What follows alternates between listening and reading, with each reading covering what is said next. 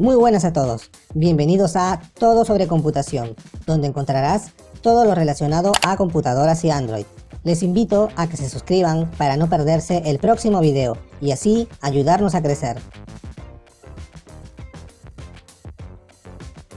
Bueno chicos, el día de hoy veremos cómo activar el buscar por voz en nuestro navegador Chrome, para buscar en Google con solo hablar sin tener que estar escribiendo. Es bastante sencillo.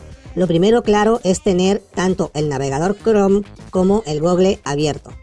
Una vez ello, le vamos a dar clic aquí, en este icono en forma de micrófono.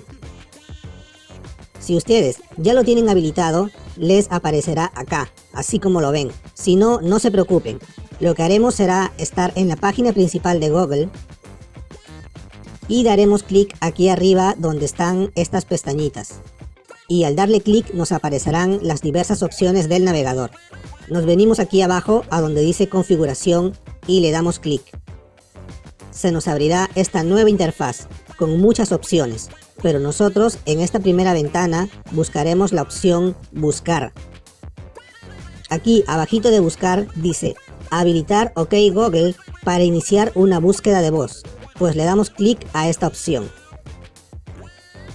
Y ya está. Ahora podemos hacer búsquedas largas en Google sin tener que escribir, solo apretando el icono del micrófono y hablando con claridad qué es lo que queremos buscar. Vamos a ver cómo se hace. Vamos a buscar la palabra perro.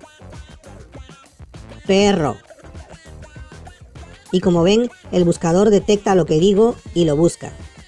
Si te fue de ayuda este video, por favor, dale clic al botón de me gusta y no olvides suscribirte al canal. Así nos ayudas a crecer.